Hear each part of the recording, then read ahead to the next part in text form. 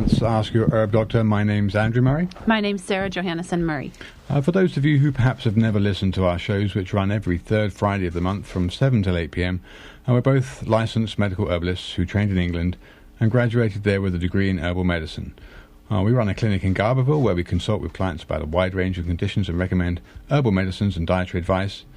And you're listening to Ask Your Herb Doctor on KMUD Garberville 91.1 FM, and from 7:30 until the end of the show at 8 o'clock, you're invited to call in with questions related to this month's subject, and they're going to be related to the California SB 277, which we'll get into here in a bit, as well as the degradation of the food supply, which both are intimately linked one to the other.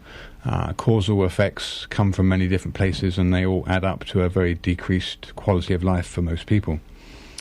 We're very welcome to have Dr. Ray Peat joining us on the show this evening. And Dr. Peat, you're there? Yes. Okay, well, thanks so much for joining us again. I think, firstly, what I wanted to just discuss, I know we did go over vaccination. I think it was back in June of 2014, and ran through the introduction of vaccines, and mentioned that disease was in free fall decline before the introduction of vaccines through good food, increased sanitation and clean water, etc., especially in industrialized countries. So going on to what has been described as another bill to wipe out yet more choice. California's Bill 277 seeks to impose mandatory vaccination and no either religious or ethical exemptions. So people are not going to be able to say, it's my belief that I believe there's a better future for my child if I don't vaccinate them, or I have a religious preference against vaccination. But let me just first, I kind of forgot, I get a bit too excited about this month. This bill only came out yesterday, so it's kind of last minute, top of the hour thing for us. I know we're going to get into the degraded food in the food chain and bring out the whole well, we'll talk about it a bit later on, but anyway, but it all amounts to a very decreased health perspective for most people in terms of what it is they eat, if they only knew what was in it. But would you just please first start by letting people know your scientific and academic background for those people who perhaps have never heard of you? My PhD is from the University of Oregon in biology in 1972. I've taught in a few different institutions, State University of Mexico, Veracruz University, and 2 or 3 schools in the United States, but a variety of science courses, including immunology at the University of Veracruz.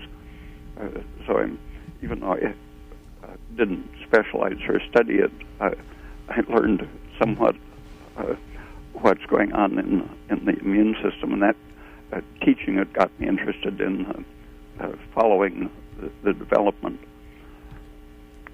Okay. All right. So a good introduction for people who've never heard of you. Okay. So talking about the Senate Bill 277 now. So abolishing most opt-outs. I think the only exemption is going to be permitted medical exemptions for either immunocompromised children, maybe receiving chemotherapy for leukemia and that kind of thing, or immunosuppression drugs, and or those people who are currently using antiretrovirals for HIV, etc. But there'll be no choice to opt out for people that don't believe that the science is pointing in the right direction. Last June, we talked about the studies that were done initially by World Health Organization with those 3 populations of which... Sarah, do you want to talk about that? Because it's something that you've been more familiar with. Well, Dr. Peat's very familiar with that. Okay. Well, okay, so Dr. Peat, but why don't you bring that out again? You go ahead. The World Health Organization, around 1970, that they did it. I read it a little after that.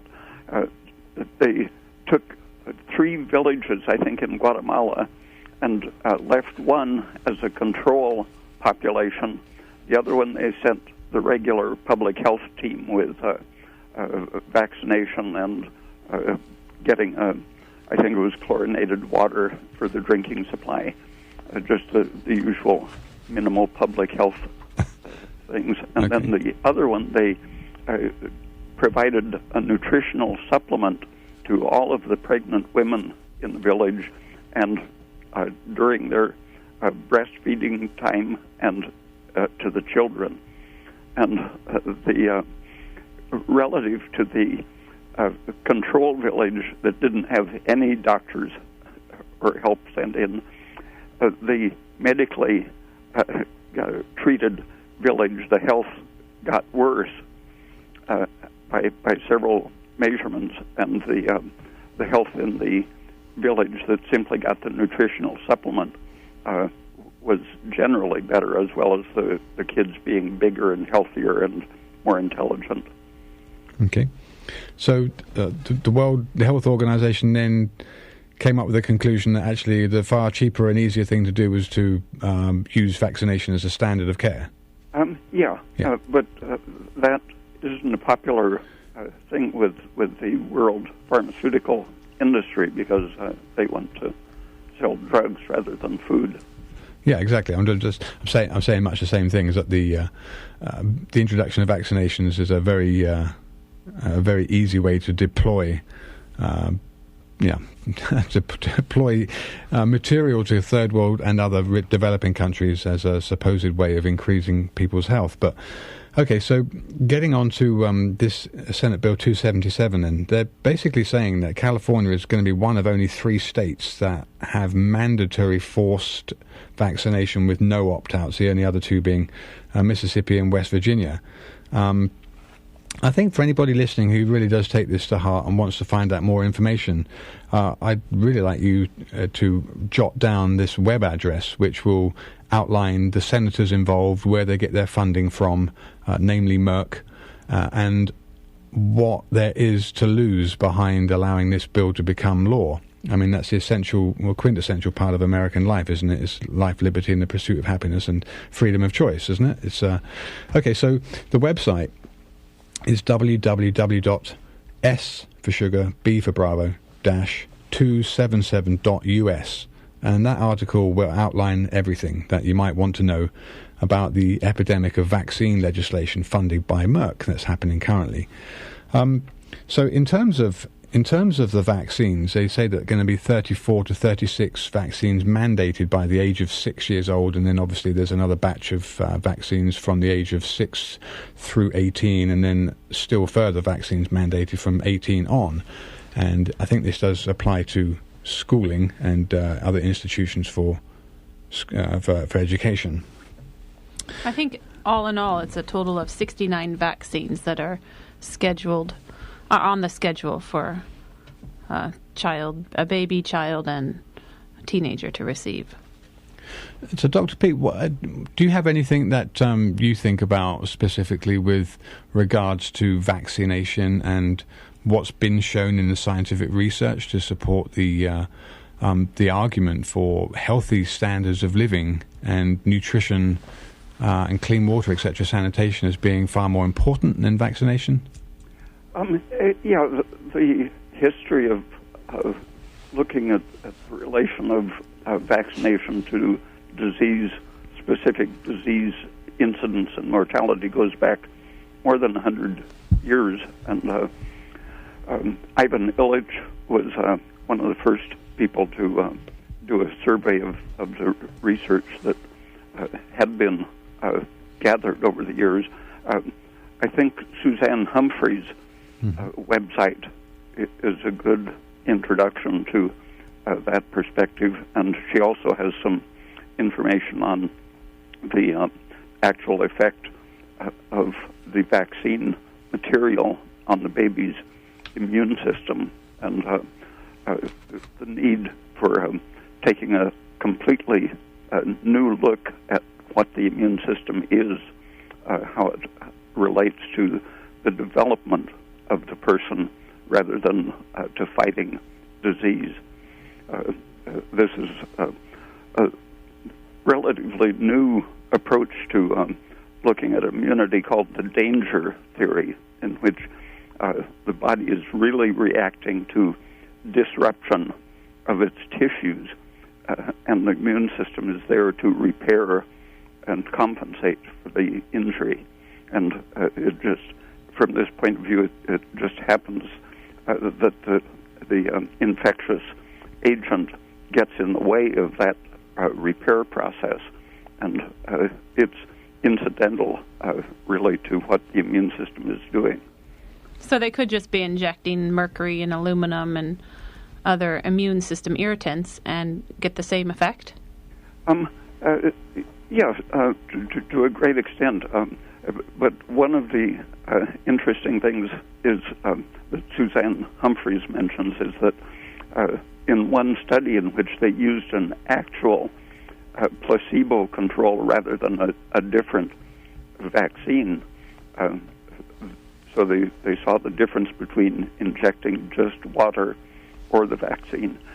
They didn't see any difference in the specific infection rate to the disease that the vaccine was aimed at, but they saw 6 or 7 times greater incidence of other infections in the vaccinated kids.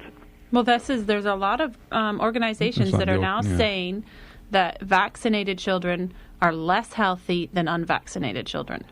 And it's very hard to do a study like this because there's so many children that are vaccinated and not very many children that are unvaccinated. Yeah, and there's not likely to be any funding to do that kind of study.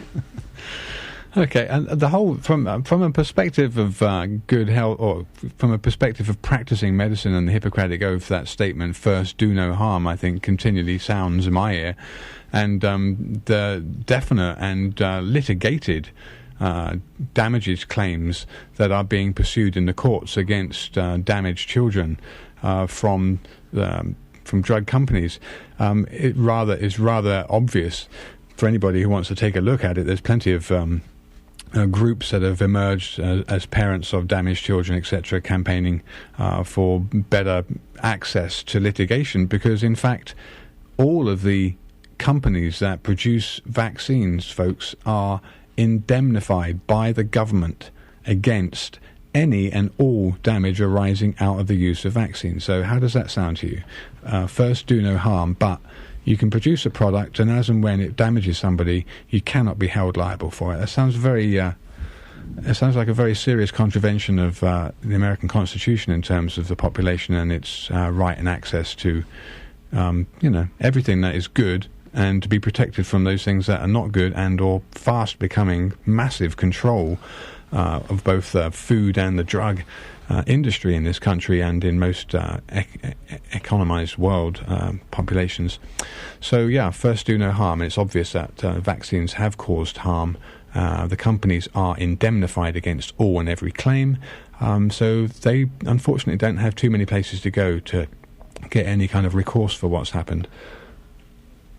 Okay, you're listening to Ask Your Herb Doctor on KMUD Garberville 91.1 FM from the 7:30 or that period of time onwards to 8 o'clock at the close of the show. You're invited to call in with any questions related to this month's subject of the recent Senate Bill 277 passing legislation for mandatory vaccination. And then also we're going to get into the whole aspect of food and the degradation of food and the food chain, and specifically starches, and how these degraded foods wind up in most people's foods, and how the labelling laws do not reflect the dangers of the ingredients, and how these ingredients can in turn bring poor health without doubt, and obesity, etc., and how this all works against people. So, but the poor food in our food chain is supporting the vaccine companies because people are not well enough to resist disease. So, Dr. Peat, do you think that unvaccinated children are at risk of socializing with vaccinated children? There are cases in which a vaccinated child has spread the vaccine organism, where they used a live polio virus, and the vaccinated kid has as infected, unvaccinated people. But the senators proposing or getting that bill passed were claiming that the unvaccinated children are putting everyone at risk, he said. But if most of the kids are vaccinated, aren't they protected? What are they going to catch? The reasoning just seems absolutely crazy. You can't put them at risk if they're protected. So apparently the senator didn't believe that the vaccines are protecting anyone. How would they be at risk? Well, and then also there's vaccine failure. We were taught by the microbiologists who work for the British government that no vaccine was successful apart from the smallpox. So really there's failure on all the vaccines. And if good food, good nutrition, supplementation, clean water, clean air, if that's more effective than vaccines, then, why would someone go any further? Okay, I just wanted to remind people again, if hopefully you're interested, the website which you can find out a lot more information about the senators who are primarily behind this Bill 277 and where they get their funding from is plain to see, and it's certainly disclosed by Merck, where they fund people's campaigns, and the senators who are funded by Merck. And without saying any names, folks, just go take a look at the website, www.sb-277-.us, and you'll find all the information there. And it's pretty straightforward, pretty obvious, and pretty shocking. But hey, unfortunately, a lot of people have their interests elsewhere. But that's, I think, in this area, and there's certainly people are a lot more conscious. There's lots more information online. You can visit the National Vaccine Information Center, which is www.nvic for National Vaccine Information Center.org. So nvic.org. And also there's doctors that are behind the real science of the dangers of vaccine, which one of them is Dr. Sherry Tenpenny, and her website is www.drtenpenny.com. 10 as in the number 10. And there's also a movie called The Greater Good, and that's www.greatergoodmovie.org. So there's some more information for people who want to read some more. Okay, well, Dr. Peat, let's make the link between degraded food and ill health, declining health, etc., and how a lot of this can tie in with the option to just make it simple and vaccinate everybody, because out of that first study that we first talked about, that was the conclusion that was drawn. So inexpensive, low quality food. Then the appearance is pretty deceptive when you see it. These real shiny apples that just look too good to be true, with wax coatings and genetically engineered, of course, to not spoil on the shelf for a long time. And people out here listen to this. Do you read label ingredients of your food? Or don't you really mind? Don't you care? I know in England, before I came here in 2001, probably for 15 years at least, there was fully disclosed supplement fact labels on every package, everything that you would buy in the supermarket. You could see exactly what ingredients were in it. They would say if they had artificial colours or flavours or this, that, or the other. And when I first came here, I really didn't see any labels, and I didn't ever come across people looking at packaged food and or food on the shelf and taking a look at the label to see if there was information that they might be concerned about. But it's estimated that starch provides about 70 to 80% of the calories consumed by humans worldwide. So we can get into the description of starch here in a moment, Dr. Peat. But why is it? I mean, I know it's cheap and it's easy to mass cultivate, and now it's patentable in the form of GMO corn and potato and rice especially. So how do we make that connection? I think the cheapness is the main factor for even dietitians are taught to promote a certain amount of starch in the diet. And starting in the 1930s, the U.S. government designed and taught dietitians to promote 3 levels of nutrition one to simply prevent starvation, emphasizing beans and cereals. Another middle class, more health-oriented diet, and then the rich person's diet with plenty of animal protein. And that emphasis, originally it was relatively meaningful, valuable to hungry people to know how to get by on a diet of just a few cents a day for beans and grains, balancing things for minimal survival purposes. Mm-hmm. But for economic reasons, like the breakfast cereal industry subsidized nutrition journals and dietetics journals and taught dietitians to say that these things are healthful. The foods that were originally promoted just to survive, now they're called health foods, whole cereals, legumes, and so on. So it's gone full circle. Yeah, so the rich people now are indoctrinated so that they're eating whole grain bread and so on.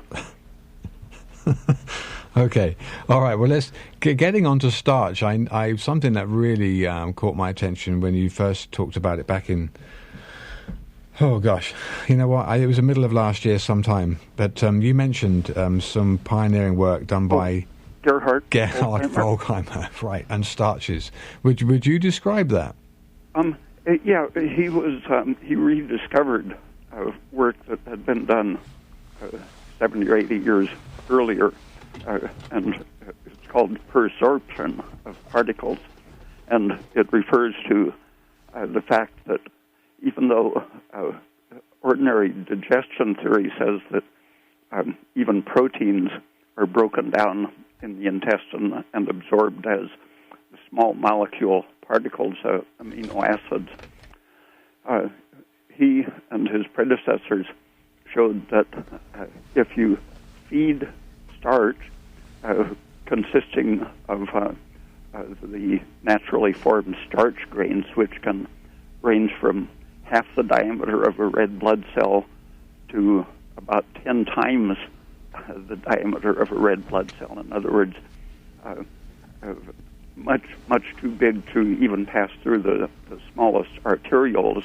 Definitely, a lot of them will plug up capillaries, and many of them block arterioles.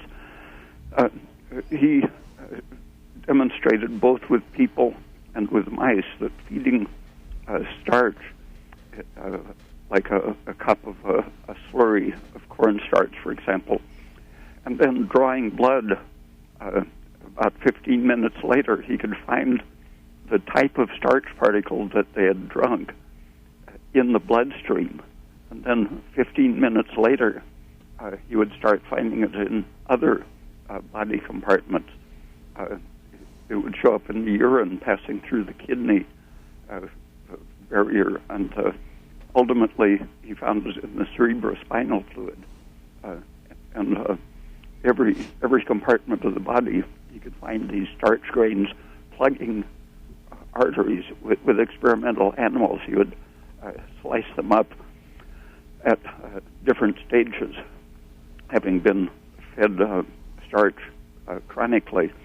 And he found that it caused mice to age prematurely, and when he sliced them up, he found that every place that one of these starch grains lodged in an arteriole or capillary, the surrounding cells would be starved of nutrients and would die. So that these animals, it was like being having a shotgun working internally, killing little pockets of cells. And he was an immunologist.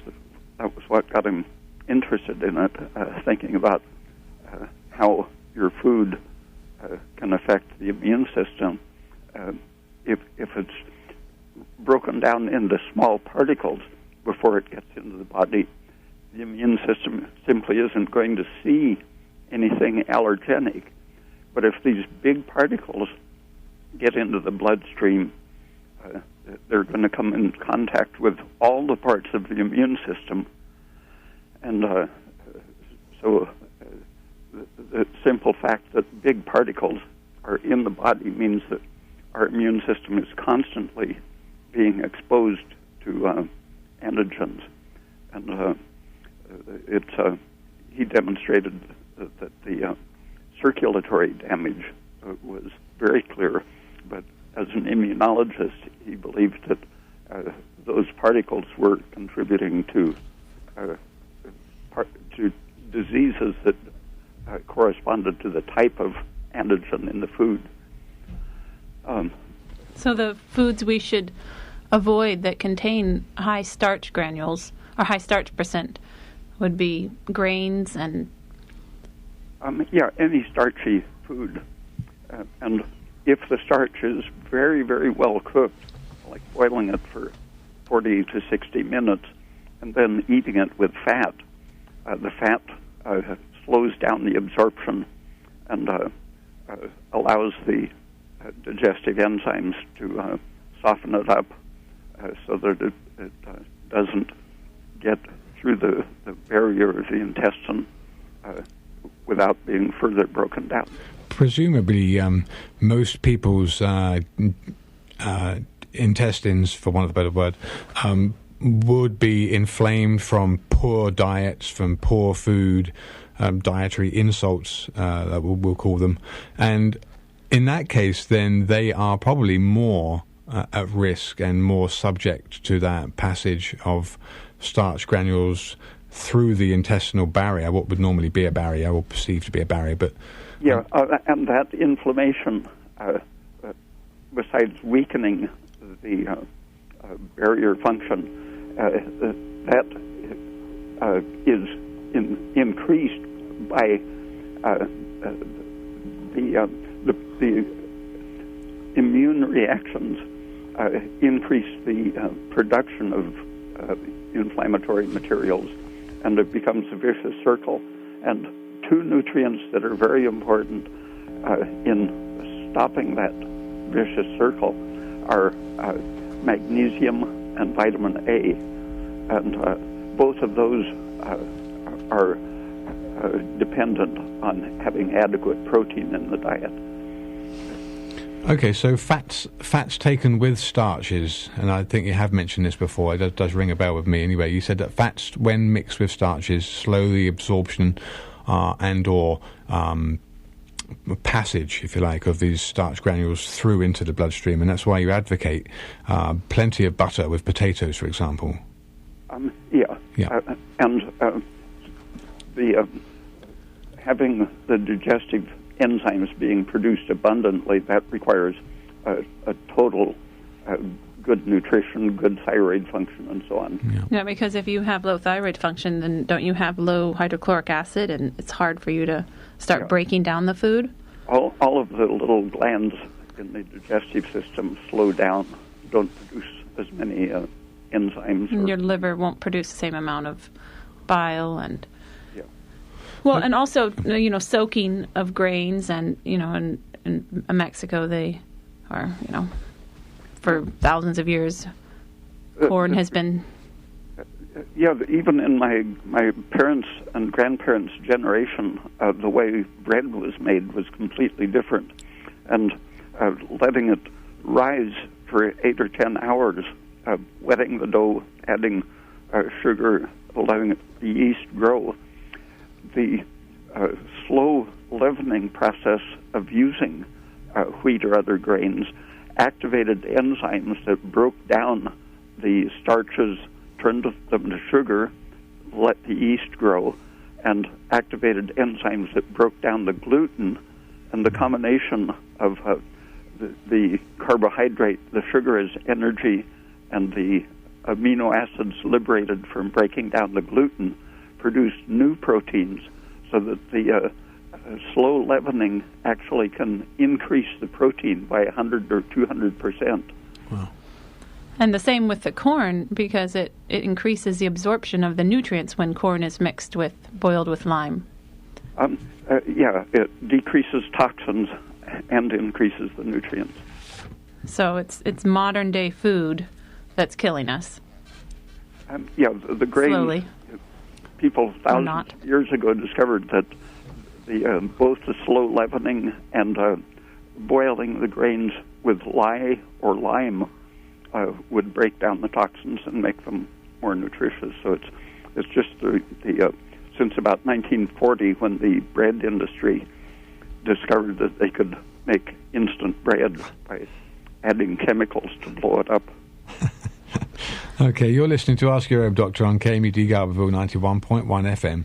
And then from now until the end of the show at 8 o'clock, you're invited to call in with any questions, either related to the SB 277, which is now looking like it could become law, unless it's opposed, and or the discussion here about starches and the degradation of the food chain. We'll get into some of the components that are added to foods that people may just not even be aware of.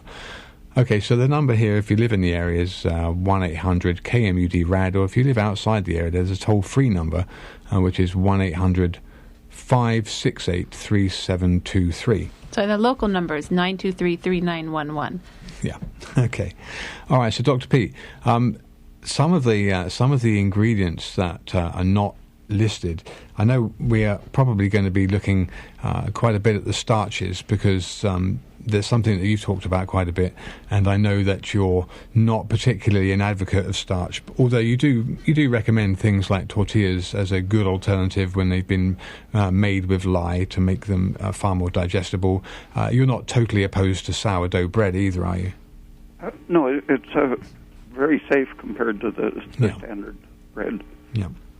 Okay, so not only have we talked about GMO and one of the three main GMO products that are certainly flooding the food chain here, obviously potatoes, corn, and then I know there's some rice to some extent is becoming GMO, and then potatoes. I heard some potatoes also now being grown fairly widely as a genetically modified product.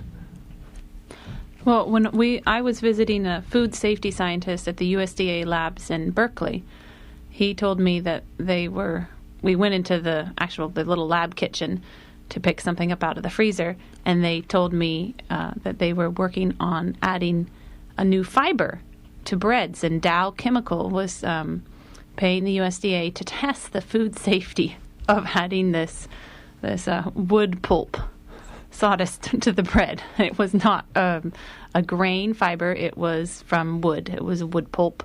And they were making bread with wood pulp, and they were going to advertise it as increased fiber. Bread that has increased fiber. Okay, I think the Germans discovered that method during a famine. They extended, at least they gave it to their war prisoners. And when they almost entirely omitted the cereal and made the bread of sawdust, the purpose was to kill off the war prisoners faster. Okay, we have a caller on the air, so let's take this first caller. Caller, you're on the air, and where are you from? Spinal meningitis, when some antibiotic that she tried didn't work on an ear infection at 4 years old, and possibly they never gave that immunization out as a regular basis. At least I wasn't even aware of it until my child contracted spinal meningitis, and I believe that is a dangerous disease. Yeah, well, thank God for antibiotics when your child gets spinal meningitis. Yes, but also not thank God for the parents that I've known who've had children vaccinated for pertussis and ended up permanently paralyzed. You might want to read the book, The Poisoned Needle, and investigate a little bit deeper into the subject. Well, also, one of the polio vaccines that I have heard about, there were two forms of them, and one of them can be quite dangerous, as well as the pertussis. Now, I am a believer in tetanus vaccination, especially here in the hills, and that isn't actually caused by rust, it's caused by horse manure. We were trying not to get into too much specifics because we don't have time on this show, so thank you for your call. Okay. All right. If you live in the area, the number's 923-2513 or 1-800-KMUD-RAD. If you're outside the area, the toll-free number is 1-800-568-3723, which is KMUD-RAD. Okay. I think we have another caller on the air. Where are you from, caller? Missouri. Oh, hey. How you doing? Good. How are you? Oh, pretty good. Carry on. I guess one thing I wanted to find out is on starches, Dr. Peat. Is there any differences from, say, like the starch in white rice and the starch in potato and any other starches that come to mind? And then the other thing I was wondering, I know you've commented several times that potatoes have a really high-quality protein. I think I've even heard you say that it's actually maybe even better than eggs. And I'm wondering, eating something like potatoes that are well cooked with butter or coconut oil or even some kind of meat, like a ruminant, versus eating white rice or even whole rice or whole wheat bread. Does the body, because it's gearing up to digest protein, possibly secrete more enzymes that would be effective in breaking down those starch molecules in the potato? I guess I'm trying to defend the potato in my own mind to a certain degree because I've really enjoyed cooking them many ways, such as, hash browns cooked in coconut oil and then putting it under the broiler and kind of browning them and then putting eggs on top and putting it back in the broiler. And I just love these different foods with potatoes. I also grow potatoes. I realize that the philosophy, or a lot of people will say, well, people have been eating potatoes for thousands of years, or they'll say they've been eating bread for thousands of years. I realize it may be all they had, and that's why they're eating it. But so are you asking if eating protein with the potato is going to increase the enzymes to digest the starch in the potato? Yeah, just to make it a little less precarious. Kind of gearing everything up rather than just eating something like white rice, which doesn't have protein in it.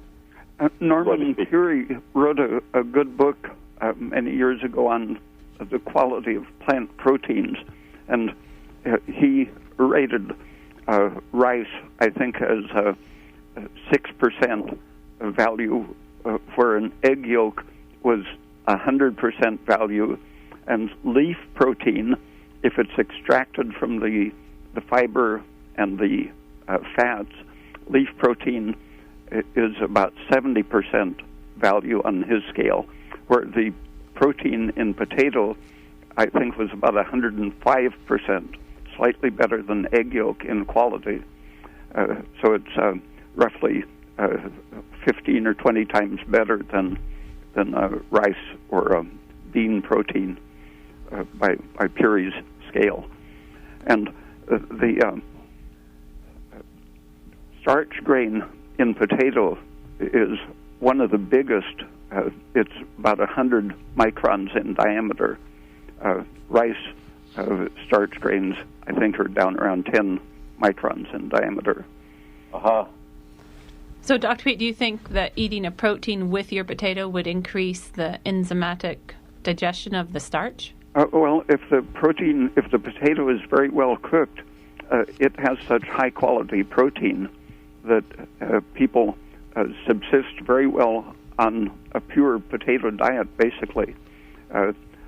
In New Guinea, some of the people on a traditional diet would eat basically just potatoes for 50 weeks out of the year. Then for 1 or 2 weeks they would have a regional feast. For several days they would eat pork just 1 or 2 weeks out of the year. But because of that very high potato diet for 50 weeks of the year, they were studied in detail and found to be well-muscled, generally very healthy, as if they had been eating a perfectly balanced diet all year. And that was what got people interested in the high quality of potato protein. So it'd be interesting to know if people that are eating a food like that over a long period of time, if they've kind of developed different strategies, like, really chewing it well and making sure that they're breaking the starch down somehow, or they've either adapted maybe to, I don't know, is that possible for a stomach to secrete specific types of enzymes that are breaking down starch molecules better because generation after generation they're eating that type of food, I wonder? Yeah, just in a few months, a person's digestive system will adapt considerably. In animal experiments, if they feed a highly nutritious diet, the size and the length and weight of the intestine is very small. If they eat a very poor, high-starch diet, high fiber, the intestine grows in length and mass. Wow. Almost like they're producing an organ specifically for the type of food they're eating. And a good way to get the protein out of I know we have a caller, but good way to get the protein out of the potato is to juice it. Dr. Peat, you've taught me that. And you juice a raw potato, and then you let the starch granules fall to the bottom of the liquid, and then you strain, or you just pour off the clear liquid and don't use the starch at the bottom. It sinks. It's almost like a cornstarch you see sunk to the bottom of the cup. And then you can cook that very, very slowly in a double boiler with butter, or just very slowly. And it is like scrambled eggs. And so for a vegetarian, very high quality protein, that's a great thing to do. I actually made a soup last week where I juiced potatoes and then put that just in a pan and got it boiling, and then I put in bamboo shoots and shiitake mushrooms, and man, was it good. Okay, we better get this next caller. Thanks for your call, and let's take this next caller. Hello, you're on the air. Where are you from? North Carolina. Yeah, what's your question? Is there a way to process or cook beans, like maybe with an alkali, to transmute the negative effects of the starch? Dr. Peat. To cook what was the food? To cook beans. Legumes. Legumes, well, you can find information on nixtamalizing even beans. I've never tried it, but... so that's processing, boiling the beans with a lye or lime? Yeah. Oh, so it would work with the beans as well as with the corn? That's what some people are saying on the internet, and it... Would it negate the phytates that are present in the beans? I think it does liberate the minerals, at least, from the phytic acid. And are they saying that they're not thyroid suppressive as a result of that? Well, it still probably has the... No, I don't know that. Okay. Well, soaking beans is a very traditional way to prepare them. Soaking for 3 days, you're activating a lot of enzymes that help break down the toxins. That increases the protein value, too, greatly. So anyone who eats beans should soak them for 3 days, rinsing the water. Yeah, as they approach sprouting, the storage protein turns to growth protein, which is less toxic and more nutritious. Okay. All right. Well, thank you. Thank you for your call. Thank you. Bye-bye. Bye-bye. Okay, so getting back to the starches then, just in case anybody else is listening and they want to call in, it's 1-800-KMUD-RAD is the toll-free number, or the local area is 923-2513. Wait, no, 923-3911. 3911, what am I saying? Okay, too excited. Oh, you're reading the other number. You're Dr. Peat. Okay, so we're talking about starches and as not being particularly healthy unless in some of the instances that we covered you can make them more digestible and more manageable for your gut to process them. But just so people understand how big an industry the whole starch industry is, especially with the GMO patentable own the seed type of approach to mass producing starch, folks. And that's what the majority of children eat and crave is starches, so no wonder they need the vaccines. And if you looked at your packaging and your labeling, you would see all these different numbers would be on there, and there are things like acid-treated starch, alkaline-treated, bleached starch, oxidized starch, monostarch, distarch, phosphated starch, acetylated, hydroxypropylized. The list goes on and on. It's huge. And most of what we're talking about here is not healthy, and it's not, I know it would not pass any kind of scientific rigor for the true definition of good, healthy food. And that's just the beginning. That's the tip of the iceberg. There is actually a grain processing corporation, folks. Okay? It's called the Grain Processing Corporation, if you'd like to look it up online. They produce things like B700 pure corn starch, oxidized starch, stabilized starch, binding coating starch. And the list goes on there too. And it's all about putting this into the food stream, and it's in most of the foods that you will have previously never had these things in. Anyway, we have another caller on the air to take this next call. Caller, where are you from? Yes, good evening. Hi, I had a question about potatoes. Does it matter which kind? Because I'd heard that the tribes that eat them eat yams, but I thought that was a South American tribe.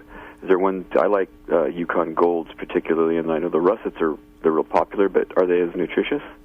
Dr. P, I don't know if it's preferences. Each variety of potato varies in the quantity of starch relative to protein, but the whole family has high-quality protein, and it's just the digestibility that is the main difference. The high carotene content can make them hard to digest for some people. That's what we would call a waxy potato, one that doesn't start falling apart in the pan as easily, right, Dr. Peat? Yeah, and the yellow color is carotene. And when the skins turn green, isn't that a toxin? Yes. Yeah. Nightshade? A solanine, poisonous. Mm-hmm. Yeah. If the FDA had that come into, it was just discovered right now, potatoes would be outlawed in case they turn green. How bad is it for you? Because it tastes terrible. Solanine, yeah, that's pretty toxic. So you peel potatoes, but I like to eat the peels unless they're green. Well, if your potato's non-organic, you need to stay away from the peel because they put so many chemicals on non-organic potatoes. That is why I like that other gentleman. I plan on growing my own this year. And of course, when you genetically modify potatoes, you can drench them in pesticides and herbicides. That's the whole point of... Oh, yay. Yeah. Anyway, it gets worse and worse. Yeah. Okay, so there is another caller on the air. Thank you. Thank you for your call. Mm-hmm. Bye. And let's see here. Caller, you're on the air, and where are you from? Hello, you're on the air. Where are you from? From Honeydew. Oh, Honeydew. Hi. What's your question? I'd like to know, will eating too much starch cause acid in your stomach, and what would prevent too much acid? Dr. Pete. So acid production by... The main function of acid in the stomach is digesting proteins, and it is responsive to the type of food you eat, and so the starch doesn't necessarily stimulate acid production, but it might be irritating to the stomach in some other way, like the quality of the starch. If it's hard to digest, it's likely to be more irritating, and if it's so hard to digest that it passes along your intestine without breaking down significantly, then it can support bacterial growth or fungal growth that can cause digestive problems. And so high acid, high protein is hard, would make it less accessible for the acid? Should they eat more just high protein? Usually the stomach can judge how much acid to secrete in proportion to the amount of protein that it senses. Okay, so thank you, Dr. Pete. I enjoy your show. Thank you for your call. Thank you for your call. Okay, so Dr. Pete, can I ask you a little bit about xanthan and carrageenan gums? I know we have covered them in the past. I know you're opposed to them. In the 1940s, the food industry was wanting to add various gums, locust bean, carabine, gum arabic, and the FDA looked at some of the evidence in animal studies and said they weren't appropriate to use in foods. But 40 or 50 years later, the industry had more power over the FDA, and so now they're using not just the natural gums, which are more expensive, but they're finding ways to make synthetic gums with those chemical processes you mentioned, which are much cheaper than gum arabic or any of the the beanie derived gums. I was trying to tell this to someone who said that they don't like to eat dairy when they have a cold because they think it increases their mucus production. And I told them that I'm sure it's the additives in the dairy that are irritating your intestine. And they said they buy good brands, but so many organic brands have these gums in them. I think they're gradually getting away from carrageenan, which is a very powerful allergen and inflammation promoter. And this is because of the literature against it, right? The evidence is just tremendous. It degrades under the influence of bacteria in the intestine, and degraded carrageenan is generally widely recognized as a carcinogen. Well, it's found in organic whipping cream. I won't mention the brand. The industry to promote these manufactured cheap artificial gums to use in food processing, extending shelf life, reducing the need for nutrients in the food. The industry has promoted the idea that resistant starches are health foods, that by feeding bacteria, which break them down and produce some short molecules such as butyric acid and lactic acid, that this will supposedly prevent bowel cancer. But in fact, it's causing changes in your brain and general nervous system to absorb these broken down products of the resistant starches. Well, what is the name of that scientist who's 100 years old and looks really great and young, and he eats eggs, fruits? Fred Kummerow? Yes, fruits. His diet consists primarily of eggs, fruits, vegetables, meat, and dairy. Yeah.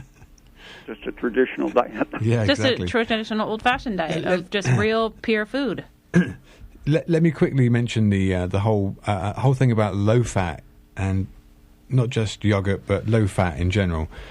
I think the whole thing about low fat is, I'm sure it was probably a marketing ploy for companies to profit from yet again another erroneous piece of science, to produce chemicals that actually make the low-fat seem not low-fat, so it's more palatable by the consumer who's being told that fat is bad for you, that they produce modified starches for low-fat and microparticulated whey proteins, modified tapioca starch, and several other compounds, which certainly very questionable as food compounds, because you probably never normally eat these in the same quantities, and that's all on the back of fat being bad for you, which we know saturated fat is not bad for you. So the whole point about the dairy is that dairy does contain saturated fat, but it's not a bad thing. It's the liquid oils. I don't know actually if there is another caller on the air. I know I see the engineer talking to someone, but I know we're getting pretty close. But so our word of advice for our listeners is: read your labels. Read your labels. Eat organic foods as much as possible. And spend your money on good quality food. It's far the cheapest way to live. And then... Sorry. Okay, Dr. Peat, what do you think of lecithin? Do you have any... when it comes from eggs produced by well-fed chickens, it's okay, but now it all comes from... soybeans. Right. Soybeans are highly unsaturated fat, and so it's simply a way of getting too much PUFA into your system if you eat very much lecithin. But if it's just a trace of it, like to emulsify a chocolate bar or something, that small amount is harmless. Okay. All right. Well, I know it's about 5 minutes to 8 now, and I want to make sure that people do get some details about you, that they can go check you out on the internet and a lot of your work, and read more about you. So thanks so much for joining us again this evening. Okay, thank you. Okay, so just to quickly wrap up some of the other ingredients in food that people probably not even aware of. things like phosphates and aluminum phosphate in particular, sodium aluminum sulfate, used as stabilizers. And there's obviously the artificial colors, things like propyl gallate and butylated hydroxytoluene, propyl paraben for keeping tortillas, muffins, and those kind of products fluffy. And food dyes, not to mention the food dyes that get put in, and then things like potassium bromate used to strengthen bread and cracker dough and help it rise. I mean, crying out loud, what's wrong with just good old-fashioned food? It's almost too simple, and I think that's what actually happens with time and life in time, is that the simple things just suddenly seem to be unbelievable because they're too simple. And unfortunately, technology wants to cover our eyes with the wool of its science, which is not rooted in real science, but is rooted in pseudoscience supported by big industry. And it's very much what we've said before, in keeping with Dr. Peat recommending a very simple diet of good quality foods, that you are what you eat. So for those people that have listened to the show and have enjoyed it and or want to know more about Dr. Peat, his website is www.raypeat.com. He's got plenty of articles there. They're all, you can download them, print them out, share them, etc. They're all fully referenced, and he's been doing this for at least 45 years now, so he's extremely intelligent and he knows what he's talking about, and he's done a lot of research on it. And you can find the references that he gives. You can find all these people on the internet who unfortunately are just shining their tiny little light in the darkness here, but fortunately they are visible if you look for them. So I'd encourage people to go to his website, read the articles, hear what he has to say. It's good old-fashioned wisdom that's free. Well, he's a genius of the highest order. He certainly is. Okay, and for those people that have called in, thanks so much for your calls, and we'll do this again next month on June, the third Friday of the month. And Sarah? And if you need to contact us, our telephone number is 707-986-9506, or toll free 1-888 WBM Herb. Okay. All right. So thanks so much for joining us, folks. We do appreciate you calling in, and thanks so much, KMUD Garberville, for hosting us and allowing this free speech, which is what America's all about, isn't it? If there's anything wrong with it, people will find it out, and you've got to have access to free speech, because the truth will shine out, and anything that's inherently bad or evil will be discovered, and the truth is there for people that have ears, so let them hear. Good night.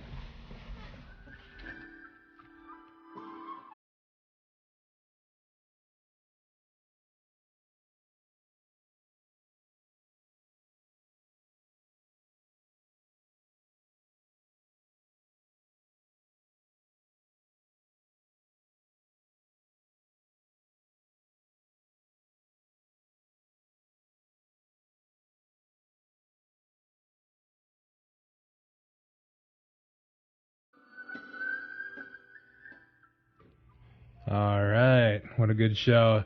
7:59 in the PM. You got to tune in to KMUD, Garberville 91.1 FM, KMUE, Rika 88.1 FM, KLAI, Laytonville 90.3 FM, Shelter Cove at 99.5, and all y'all at KMUD.org. Support for KMUD comes from the Inn of the Lost Coast in Shelter Cove, with fireplace, spa, and sauna suites overlooking the ocean and views of the migrating California gray whales. Fish Tank Espresso and Delgado Pizza and Bakery are open daily. More information available at 986-7521 or online at innofthelostcoast.com. Also, support for KMUD comes from Solar Winds, Northern Lights,